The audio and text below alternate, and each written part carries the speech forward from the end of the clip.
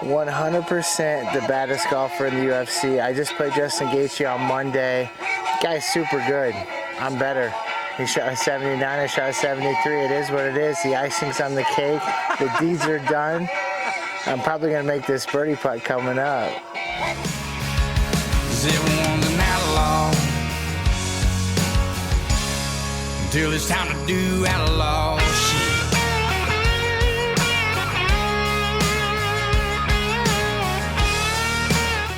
We're out here at Murphy Creek, out in Aurora, Colorado, here with the infamous Randy Caruso. What's on your face? Shut the fuck up! Top 15 light heavyweight Dustin Jacoby and our trusty Richard Tonkin. We're out here playing.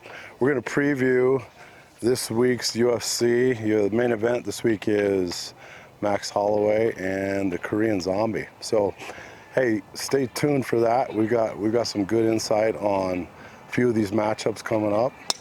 And yours truly will be out there in Singapore with Mr. Anthony Smith. All right, so in our main event this weekend, we've got Mr. Max Holloway and the infamous Korean Zombie. Both of them had amazing careers so far. Obviously, Zombie's on the twilight end of his career. I would say Max is still, on that back end of his prime, and so to fly to Singapore, both guys go out there and have a fight is an interesting location. However, it might be a good parting gift essentially to Zombie. JK was telling me earlier that Zombie's the only one that Max has not fought in the top tier there. That's sitting in that top 10 inside of that division. So, I can see why they paired this matchup. Want to see what that looks like. Zombie's always game. I think Max, just his skills, his boxing, I feel is just better. He's going to be faster. He's more youthful.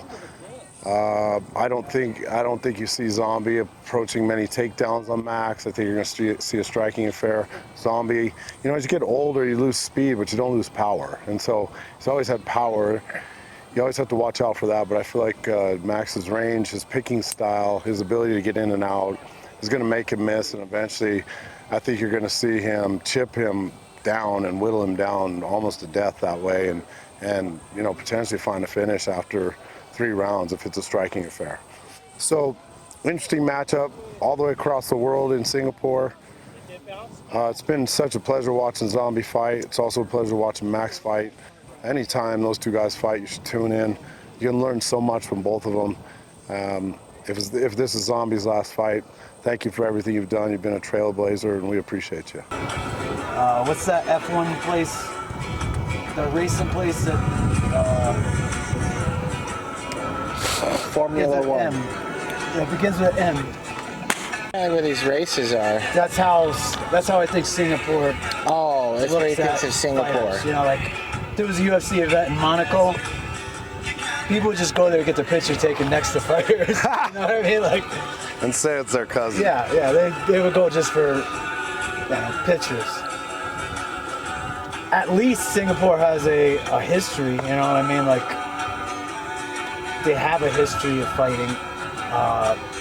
Back in the day, before we won and UFC and all that shit. Traditional martial arts, they had it, but Monaco, that's in what, France?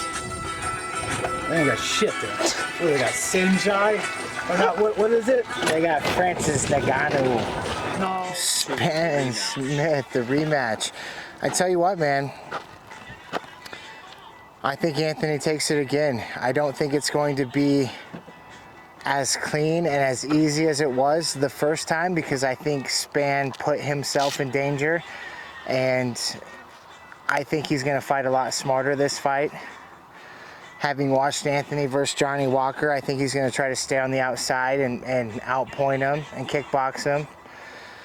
And I think Anthony needs to get his hands on him. He needs to get back in there and get dirty and make this a dirty fight and take him out. And I think Anthony wins. There's no doubt in my mind. And I think he retains his spot in the top 10. Bye-bye, Caruso. First of all, I fucking smoked it and you didn't. That's the bottom fucking line right there, okay? You fucking rolled farther. Oh, I rolled I farther? hit the side of a fucking mountain. I still made it over. Bitch, you didn't hit the side of the mountain. You'd be in the sand, motherfucker. I hit the side and it no, rolled you didn't. over. You hit in front of it and it rolled in and flipped I up. hit it so damn hard that it just kept rolling. You want to bet mine's further than yours? Yeah, because you hit the roll first. No. I hit a mountain. Tell you what, Oleg Zajac. They're going against each other now? Yeah. No shit. I'm going Oleg Zajac because I fought him and I want him to do well, and I think he's super durable, has great head movement, and I think he's going to outlast Njokuani. I don't even know how to say his name. I don't know though, because Njokuani's kicking game and his Muay Thai is so fat, like he's fast and long. And when he fought you, but what's he do when he gets worn down? I think Oleg Zajac wears no, this it down. is on the record, pussy. Oh, okay. Say it.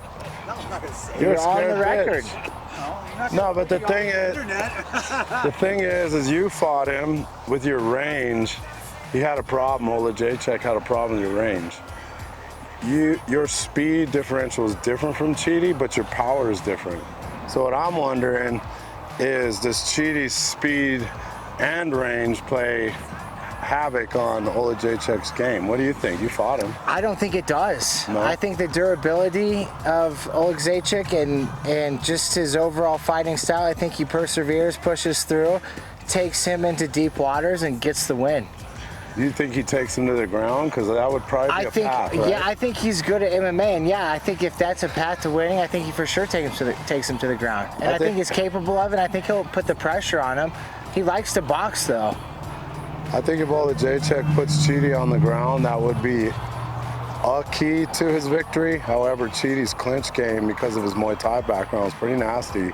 He's got good hips. I'm taking Chidi. I love it. I love it, because you can't go wrong with it. I mean, you fought him, so For you know sure. best, but... Oh, be good. Yeah, it's just like who's going to get the better who that night. That's what's crazy about the game. There's so many badass fighters. So many badass Only fighters. one can win. And I think those guys are on the prelims. Yeah, well, that's crazy. Hell of a fight to tune into. You should watch that fight. Don't sleep on that fight. You might not see it on the main card, but that's a great fight to go and Yeah, that is watch. a great fight. Stylistically, two just amazing fighters right there. And Chidi with such a long history of getting to the UFC, and man, he's made a statement since he's been there. How about I just take it to the house? Boom, boom. Take it to the house. Boom, boom. Take it to the house. How about I just take it to the house? That's a birdie. That's a whop. Let's get hot. Now you got Giga and Bruce Leroy. Interesting matchup because you got a traditional kickboxer who obviously has a nasty kicking game in Giga. Then you got Bruce Leroy, who's kind of unorthodox and can be a little wild and just do some wild stuff. They've both been on a little bit of a run though, which is impressive on both sides. How do you think Giga bounces back after the Cater defeat? That's a tough fight to come back from for Giga. You know, having your sights set on fighting Cater and then coming up short. You know, if he wins that fight, he's right there in title contention. So you wonder what's going on with him mentally. I would say though, with his experience in kickboxing, all of his experience he's had, that he's come off some tough losses before and figured it out and was able to rebound and come back and get himself back on track. I mean, he got to the UFC that way. So I think he's pretty resilient. I think his experience that he's had in his background is helping him. And so Bruce Leroy, I think, is always a wild card when he fights. I never know what he's going to do. I just think he's an exceptionally talented athlete, and it's always wild. So I think at the end of the day, he's a fucking asshole. I think at the end of the day, you're gonna have a traditional kickboxing style versus more of an unorthodox karate style. Who wins that? I'm going with Giga. Go with Giga. Ball's just been finding a way in the hole. Oh, wow. It's just been finding a way in the hole. Wow. God, I love him. All right out. Wow. It was coming. Wow. That's a par. Best golfer in the UFC, hands down, bar none. Nobody stands a chance. Nobody. It's done. It's official. We got a big trip. I'm headed to Singapore for Anthony Smith's fight versus Ryan Spann. It's a rematch, of course. Man, I have avoided going international since COVID. This is something that I